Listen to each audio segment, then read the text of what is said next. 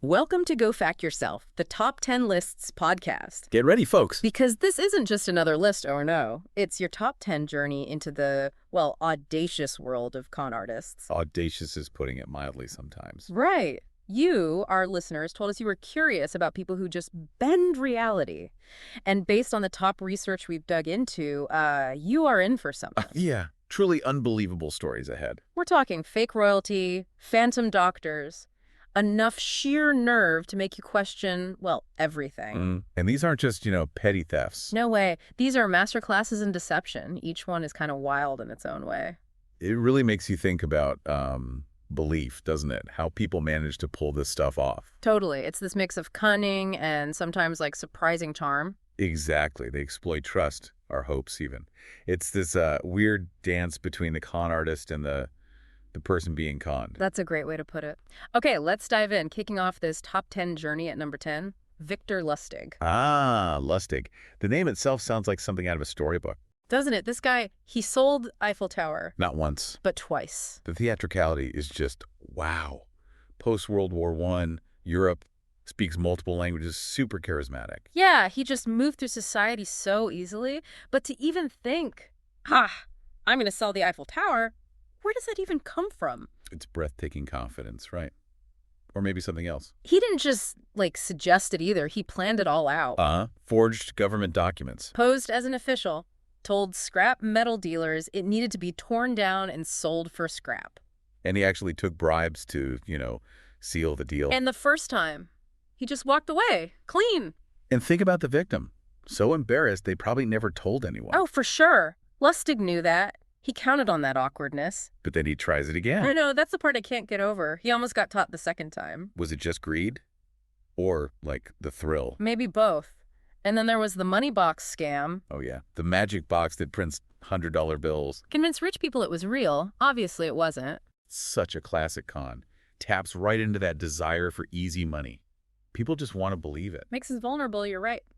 And then the Al Capone story. This is legendary. He takes $5,000 from Al Capone. Promises to double it, but then just gives the original $5,000 back. Saying, the deal fell through or whatever. And Al Capone was impressed by his honesty. It's so bizarre. Maybe even crooks respect a certain kind of boldness. Maybe. Capone saw a bit of himself in Lustig's nerve. Could be. And Lustig didn't stop there. He scammed banks, politicians. Even the postal system. This wasn't just luck. It was a career. What does that say about the systems back then, though? That they relied a lot on trust, on appearances. Yeah, he impersonated powerful people so convincingly, he just slipped through the cracks. Even getting arrested was dramatic. He broke out of jail. With bed sheets. Classic. Eventually caught again, ended up in Alcatraz, and his death certificate. Occupation listed as salesman. You couldn't write it better. Yeah. Perfect. Okay, so think about today. If Lustig were around now, with the internet, crypto, all that, what's he doing? Oh, he'd be all over the digital world. Definitely. NFTs, crypto, maybe the metaverse. Selling NFT pyramids, virtual landmarks. Exactly. Right. Anywhere there's hype and not much regulation yet. He'd be promising quick digital riches, weaving these, totally believable online scams. That's, yeah, slightly terrifying to think about. Okay, moving on. Number 9 on our top 10 journey. Malachi Love-Robinson. The teenage doctor. Just surreal, right? 17 years old in Florida, posing as a doctor, a practicing physician. It's a different kind of deception here. Maybe youthful ambition mixed with a serious lack of self-awareness. You think? To actually diagnose patients, that's beyond audacious. It's almost delusional. And he didn't just, sneak into a hospital waiting room. No, he opened his own clinic, the New Birth, New Life Holistic Center, had an exam room and everything. People were going to him for medical advice. A teenager. Apparently. Yeah. Maybe they were looking for alternative stuff. And he sounded confident. That could be it. Seeking holistic care, maybe less focused on traditional credentials, more on the person's, pitch. Highlights why verifying qualifications is so important, especially in healthcare. Definitely. His whole act finally fell apart with an undercover sting. Thank goodness. And his website, apparently. Oh, yeah, just a mess of medical-sounding words that didn't really mean anything. Classic tactic. Use jargon to sound smart, create that illusion of expertise. All smoke and mirrors. And even after getting caught, did he learn? Nope.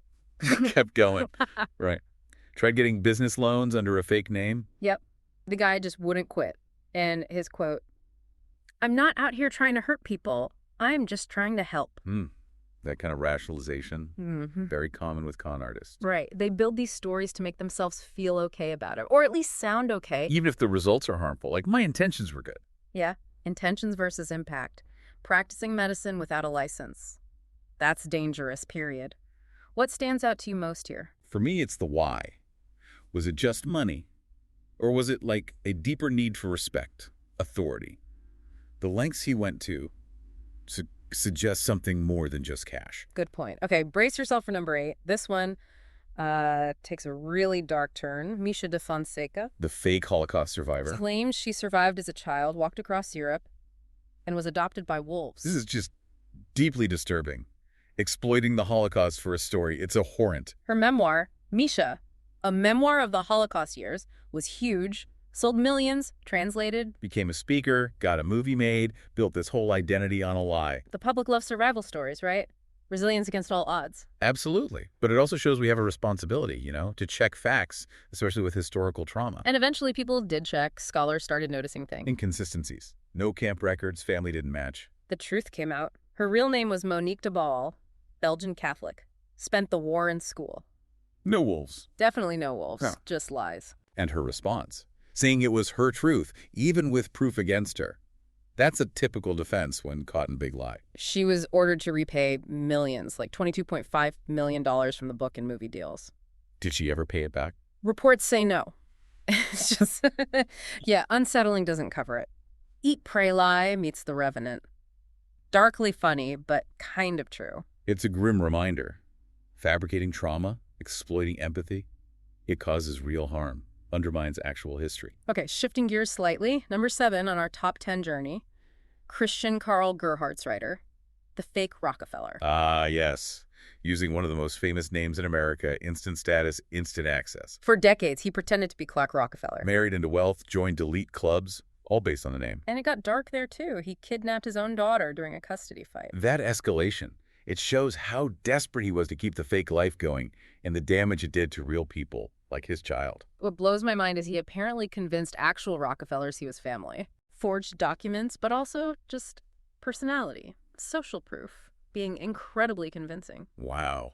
That takes meticulous planning, understanding social cues, expectations, basically becoming the part. And Clark Rockefeller wasn't his first fake identity. No, he'd been others before that, right? Yeah. British aristocrat, Hollywood producer. Wall Street guy, like he was trying on different costumes. Maybe searching for an identity that worked, that got him the admiration he wanted. And his wife, a successful businesswoman, Yep. apparently never really questioned that he didn't have, like, a job. That part's always puzzled me. Was she just blinded by the name? Or maybe willing to overlook things? Hard to say. They even named their daughter Ray Rocky Storrow Mills Rockefeller. Doubling down on the name, cementing the illusion. Until he got caught, of course. DNA tests proved it. No Rockefeller connection. And then the link to that old murder case from 1985 under another name. Yeah, chilling. Like peeling back layers and finding something rotten. A human LinkedIn profile. Yeah. But a really, really dark one. Exactly. All fake connections, fake achievements, built on lies. And maybe worse. Okay, number 6. Let's head to Miami for Anthony Gignac, the fake Saudi prince. Prince Khalid bin Al Saud, supposedly. Royalty cons are timeless, aren't they? Totally. That instant allure of massive wealth, power, it makes people drop their guard. And he lived the part, didn't he? Luxury hotels, Ferraris. Private jets, fake diplomatic plates, even private security. Creating that image was key. Projecting wealth so people believed the rest. He ran a fake investment firm, too. Martin Williamson International. Promising access to Middle Eastern billions. And conned people out of over $8 million in perks and cash. Classic financial scam angle. Exclusive access, big returns. Plays on greed. Well, but there were slip-ups, right? Glaring ones. Yeah, like eating pork. Not very Saudi prince-like. And wearing fake jewelry, not speaking any Arabic. You'd think someone would notice those details, but maybe the glamour blinded them? Or they just ignored the red flags. The FBI eventually got him, found multiple aliases, other scams. And a fake Saudi Instagram account. I'd love to see that. But it was amazing. Saying salam with a Midwestern accent probably wasn't helping his case. Yeah, Eventually, the inconsistencies pile up, or someone who actually knows things raises an eyebrow. The fake Instagram. Okay. That's the modern touch, trying to build that fake proof online. All right, halfway through our top 10 journey. Number 5, Kimberly Kitchen. The fake lawyer. This one is wild. Practiced law for 10 years with no law degree. None. That takes some serious nerve. And brains, honestly. Forging documents is one thing, but actually doing the work convincingly for a decade. She wasn't just like shuffling paper. She worked at a legit firm, BMZ Law, handled estate planning, probate cases. And got promoted. Became president of the local bar association. How does that even happen? It shows how well she integrated, gained trust, but also raises questions about vetting in professional groups, maybe? You think? And she forged everything, bar license, degrees from Duquesne University? And taught continuing legal education seminars. Yes, to real lawyers. Yeah. The irony. Someone with zero training teaching actual professionals. It just shows how confidence and, persuasiveness can sometimes trump credentials. Until the audit, anyway. A routine verification audit finally caught her, after 10 years. So those routine checks matter, don't they?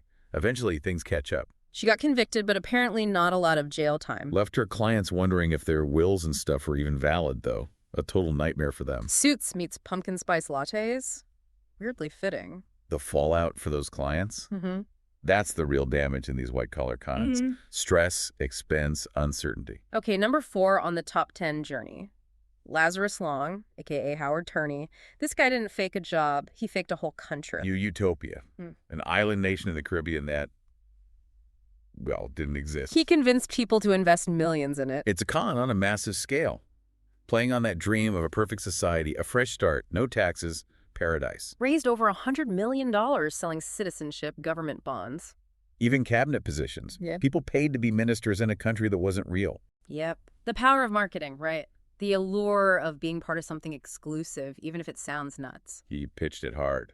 Libertarian paradise, luxury skyscrapers, took out full-page ads, held conferences, issued passports. Passports for New Utopia. That adds a layer of seeming real, doesn't it? Makes it tangible. Definitely. And he called himself Prince Lazarus.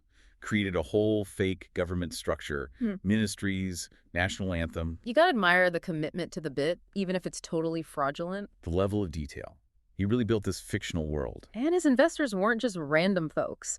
Retired generals, hedge fund managers, people you'd think would be savvy. Even smart people can fall for cons, especially if it hits their own beliefs, A libertarian paradise probably sounded pretty good to some of them. The SEC eventually shut it down. Called it investment fraud, obviously. But he tried to relaunch it in 2017. Apparently. And the original website is still out there somewhere, looking super old. Finding Atlantis as a Wix site. Yeah, that sounds about right. A weird digital ghost of a country that never was. Okay, now. Number 3.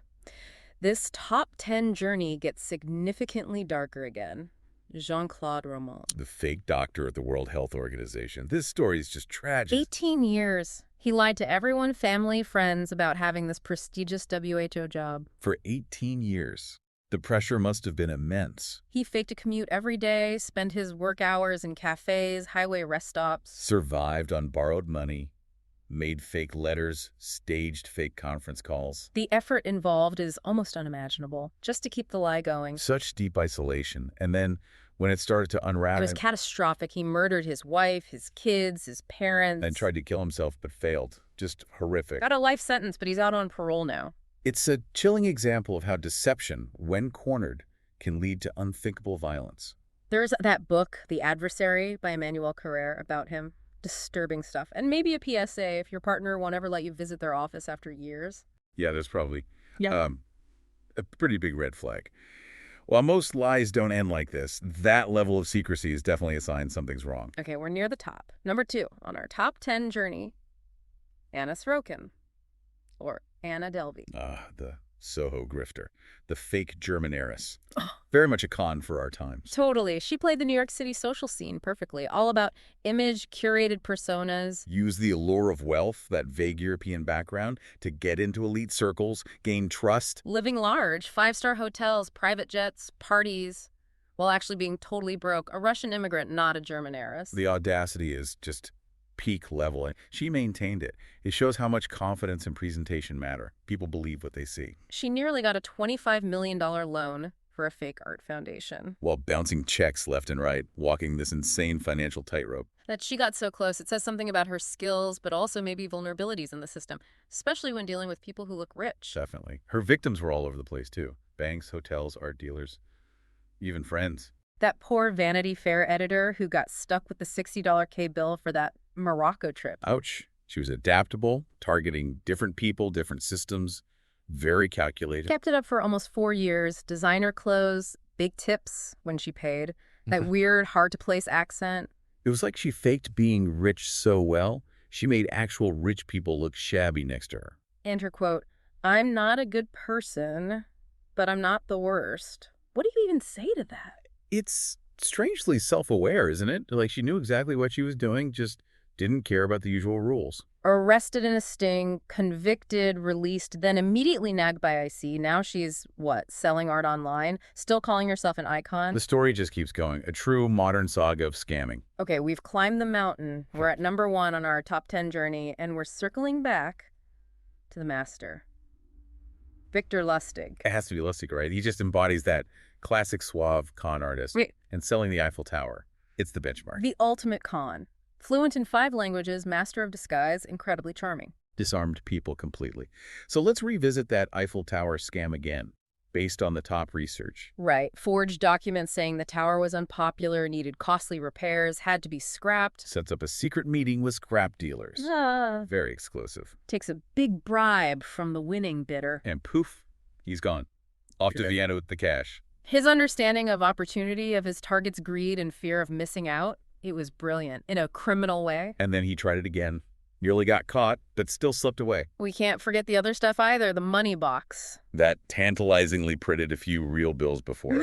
Oops, it's broken. Playing on that fantasy of easy money again. Hooking them just enough. And the Al Capone encounter, where returning the money actually earned him respect. So strange. Less about the money, more about, like, street cred with a mob boss. He understood psychology, even the criminal kind. Absolutely. He was finally caught in the U.S. for counterfeiting, died in Alcatraz. The kicker.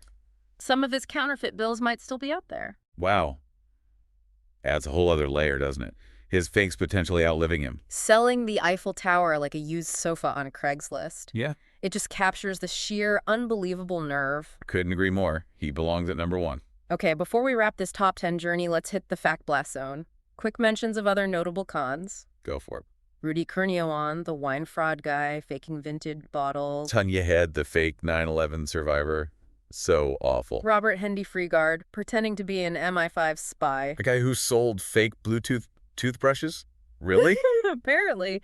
Frederick Bourdain, the chameleon, impersonated hundreds. And Cassie Chadwick, claiming to be Andrew Carnegie's secret daughter. Wow, the world of deception is vast and inventive. It really shows the range, doesn't it? Different motives, different methods, all exploiting human nature somehow. Well, that officially wraps up our top 10 journey into the unbelievable world of con artistry. Hope you all found some amazing facts, maybe a few aha moments. Without feeling too overwhelmed by all the audacity, it's truly wild, the creativity and just the nerve these people had. It really makes you think about the stories we hear every day, right? Yeah. What's real, what's spun. Exactly. What narratives are out there and what makes us believe them. What allows these huge deceptions to even happen. Definitely something to chew on. So go forth, armed with this knowledge. Maybe keep a slightly more skeptical eye on that offer that seems, just a little too good to be true. Good advice. Until our next top 10 journey on Go Fact Yourself. Indeed. It leaves you thinking about narrative, critical thinking. How fine that line between truth and fiction can really be sometimes.